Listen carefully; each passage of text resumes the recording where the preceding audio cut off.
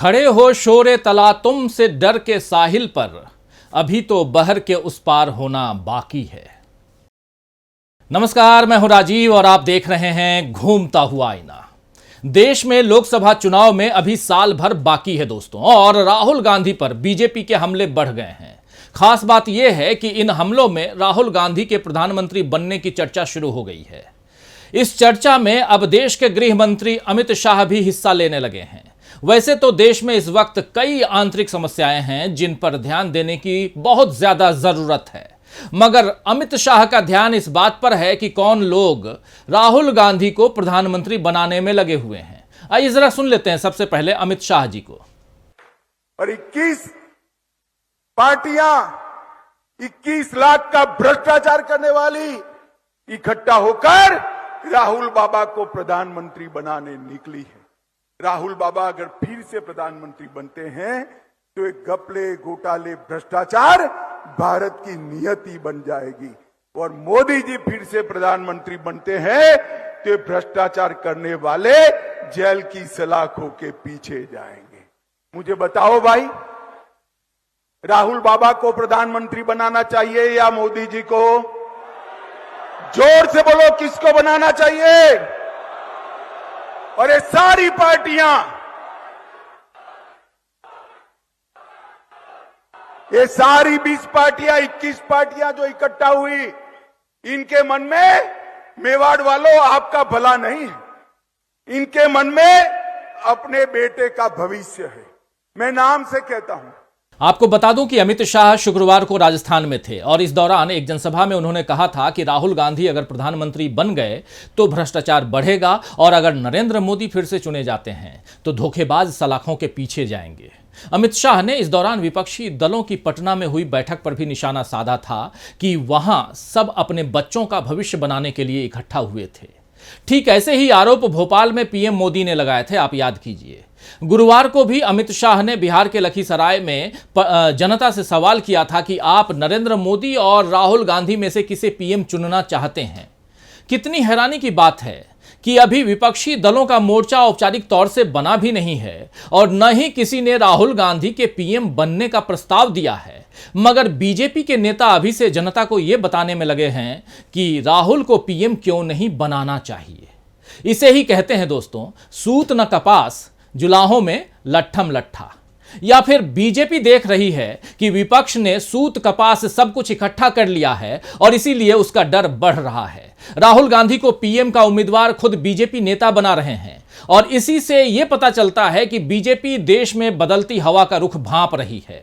समझ रही है बीजेपी कि अब उसके किले में सेंध लगनी शुरू हो गई है। राज्यों के विधानसभा चुनावों में तो बीजेपी परेशान हो ही रही है, लोकसभा चुनाव को लेकर भी उसका खौफ बढ़ रहा है। और राहुल गांधी की देश से लेकर विदेश तक की यात्राएं जिस तरह लोगों को उसके करीब ला रही है, राहुल गांधी के करीब ला रही है लोगों को, उससे भी बीजेपी को अपनी कमतरी का एहसास होने लगा है। लाखों करोड़ों खर्च करके और उसके बावजूद पीएम मोदी को लेकर के ऐसे ऐसे सवाल उठ रहे हैं जिनके जवाब बीजेपी दे नहीं पाती, और मोदी जी सवालों में घिरे हुए नजर आ रहे हैं और चुपचाप खड़े दिखते हैं।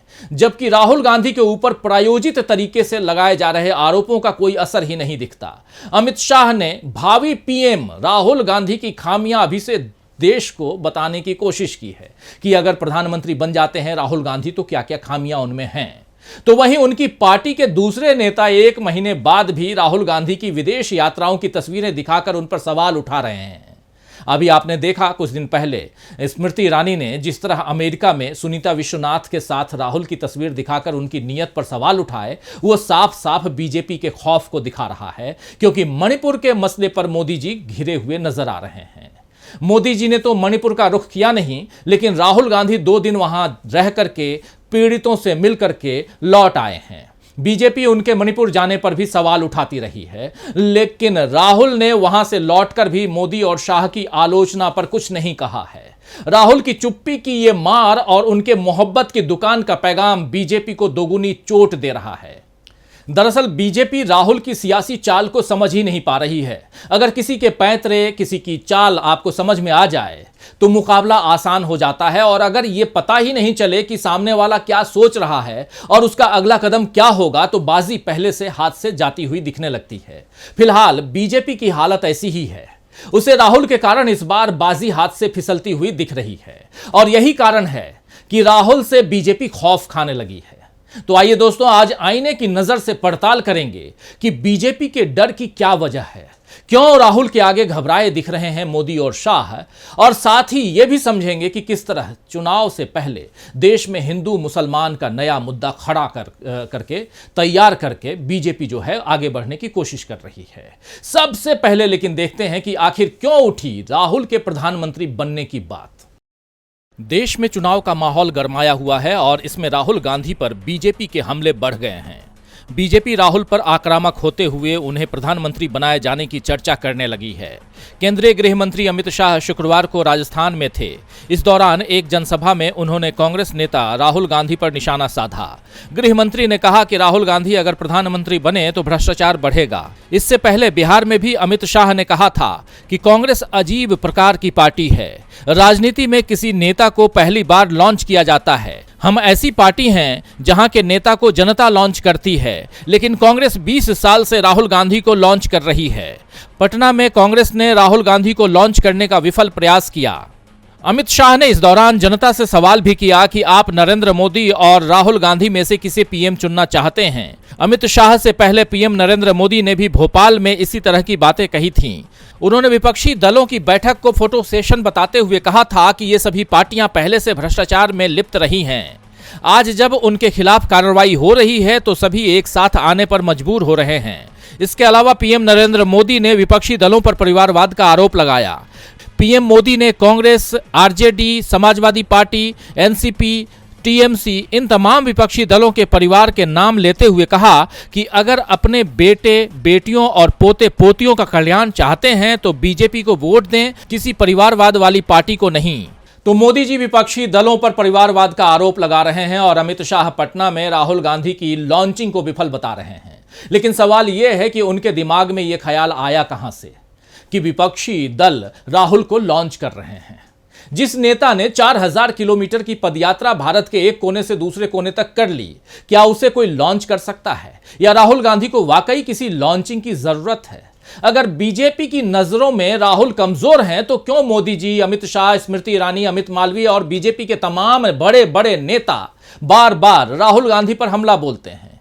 क्यों उनके हर एक कदम पर नजर रखी जाती है? अभी राहुल गांधी मणिपुर में थे, तब भी संबित पात्रा से लेकर अमित मालवीय तक सबने राहुल गांधी के दौरे पर सवाल उठाए थे। संबित पात्रा ने राहुल की यात्रा को उनकी जिद बताया था, तो वहीं अमित मालवीय ने कहा था कि राहुल कोई शांति के मसीहा नहीं है बल्कि राजनीतिक अवसरवादी हैं। राहुल ने खुद को कभी शांति का मसीहा नहीं कहा, लेकिन बीजेपी के नेता ही उन्हें ये उपाधि दे रहे हैं। बीजेपी के नेताओं को राहुल की विदेश में बढ़ती लोकप्रियता से भी डर लग रहा है और इसके चलते अब राहुल पर सरकार को अस्थिर करने के आरोप भी लग रहे हैं। देखिए जरा ये रिपोर्ट। राहुल गांधी पर अब तक बीजेपी विदेश में जाकर सरकार की आलोचना करने के आरोप लगाती थी, इसे देश विरोधी हरकत बताती थी। लेकिन अब बीजेपी नेता स्मृति ईरानी ने राहुल गांधी पर सरकार के खिलाफ साजिश करने का आरोप महज कुछ तस्वीरों के आधार पर लगाया है। राहुल गांधी के मणिपुर दौरे से एक दिन पहले अचानक प्रेस कॉन्फ्रेंस में स्मृति ईरानी ने अमेरिका में राहुल की एक बैठक की तस्वीरें दिखाईं, जिनमें सुनीता विश्वनाथ नाम की महिला भी मौजूद थीं। स्मृति ईरानी ने कहा, यूएस में राहुल के साथ सुनीता विश्वनाथ बैठी थीं। ये पहले भी सामने आ चुका है कि जॉर्ज सोरोस भारत के खिलाफ काम कर रहा है और सोरोस से सुनीता विश्वनाथ के भी संबंध हैं। जॉर्ज सोरोस के साथ मिलकर राहुल गांधी क्या बात कर रहे थे, इसकी जानकारी उन्हें देश को देनी चाहिए। आपको बता दूं कि जॉर्ज सोरोस के साथ राहुल गांधी की कोई मुलाकात अमेरिका में नहीं हुई, लेकिन फिर भी स्मृति ईरानी उनसे सवाल कर रही हैं कि उन्होंने सोरोस के साथ मिलकर क्या बात की। किसी बैठक में किसी के उपस्थित होने भर से उसे देश विरोधी करार दिया जा रहा है। बीजेपी ये भूल रही है कि देश का हजारों करोड़ लेकर भागे हुए नीरव मोदी से लेकर मेहुल चौकसी तक के साथ पीएम नरेंद्र मोदी की तस्वीरें हैं। तो क्या इस वजह से मोदी जी पर भ्रष्टाचार का आरोप स्मृति ईरानी लगाएंगी? तो जाहिर है कि राहुल गांधी को बेवजह विवादों में घसीटने की कोशिश स्मृति ईरानी ने की है, क्योंकि जो सवाल स्मृति ईरानी ने 28 जून को किया, वही सवाल अमित मालवीय 3 जून को उठा चुके थे।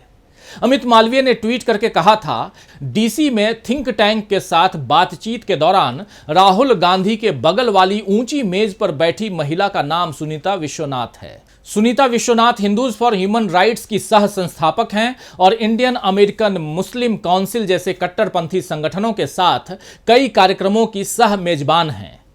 दोस्तों, आप जानते हैं कि भारत और अमेरिका दोनों लोकतांत्रिक देश हैं और दोनों देशों के नागरिकों को यह हक है कि वे एक दूसरे से मिल सकें। लेकिन बीजेपी को तकलीफ इस बात की है कि उसका विरोध करने वाले 2 लोग मिल रहे हैं और उसका डर ऐसी मुलाकातों से बढ़ रहा है। राहुल को जो बार बार प्रधानमंत्री बनाने की बात बीजेपी नेता कह रहे हैं, वो इसी डर की वजह से है। बीजेपी ये भी चाहती है कि विपक्ष में अभी से इस मसले पर दरार बन जाए। 23 जून को जब पटना में विपक्षी दलों के नेता एक साथ बैठे और राहुल के दूल्हा बनने की बात निकली, तब से बीजेपी परेशान हो रही है। विपक्षी दलों ने कभी राहुल गांधी के पीएम बनने की बात नहीं की, मगर बीजेपी ऐसा कर रही है और खुद पीएम नरेंद्र मोदी के विकल्प के रूप में राहुल को पेश कर रही है। विपक्ष में नीतीश कुमार और शरद पवार जैसे नेता पहले ही पीएम पद की दावेदारी से इनकार कर चुके हैं, लेकिन ममता बनर्जी और अरविंद केजरीवाल जैसे नेताओं की महत्वाकांक्षा बड़ी है और बीजेपी इसी वजह से कोशिश में है कि किसी तरह विपक्ष में पीएम पद को लेकर ही तकरार हो जाए और राहुल गांधी के नाम पर सहमति नहीं बने। बीजेपी जानती है कि राहुल उसके लिए कितनी बड़ी चुनौती है। कर्नाटक में कांग्रेस ने बीजेपी को करारी शिकस्त दी थी और इसमें राहुल गांधी का बड़ा योगदान था। राहुल गांधी ने अपनी भारत जोड़ो यात्रा के दौरान इस दक्षिणी राज्य में काफी ज्यादा समय दिया था। अब तेलंगाना में राहुल अपना दम दिखाने पहुंचे हैं। दक्षिण में बीजेपी के लिए दरवाजे बंद हो गए हैं और पूर्वोत्तर में भी आसार यही दिख रहे हैं। मणिपुर को उपेक्षित करना बीजेपी को इस साल मिजोरम और अगले साल अरुणाचल प्रदेश और सिक्किम में भारी पड़ सकता है। जानकार बता रहे हैं कि राहुल की सियासी समझ ने कांग्रेस के लिए दोबारा पूर्वोत्तर का दरवाजा खोल दिया है। तो दक्षिण भारत, हिंदी पट्टी के प्रदेश और अब पूर्वोत्तर में कांग्रेस का जनाधार बढ़ता हुआ दिख रहा है और इसके पीछे कांग्रेस के सधे हुए कदम और राहुल गांधी की बढ़ती लोकप्रियता बड़ा कारण है। लोग देख रहे हैं दोस्तों कि जहां कहीं भी अन्याय, अत्याचार, अशांति हो रही है, वहां राहुल गांधी मोहब्बत का पैगाम लेकर पहुंच रहे हैं। इसके अलावा ट्रक वालों से लेकर बाइक मैकेनिक्स तक आम लोगों को गति देने वाले लोगों के बीच राहुल गांधी पहुंच रहे हैं, जबकि मोदी जी अब भी हिंदू मुस्लिम की राजनीति में लगे हुए हैं। अभी 2 दिन पहले अपने मंत्रियों को चुनावी साल में तैयारियों के लिए निर्देश देते हुए मोदी जी ने कहा था कि गरीब, शोषित और वंचित वर्ग के लोगों पर ध्यान देने का और भी खास ध्यान देने की जरूरत है, लेकिन वे खुद यूनिफॉर्म सिविल कोड का मुद्दा उठा रहे हैं। मोदी जी ने कहा है कि ऐसा कैसे हो सकता है कि परिवार के एक सदस्य पर एक कानून लागू हो और दूसरे पर दूसरा कानून।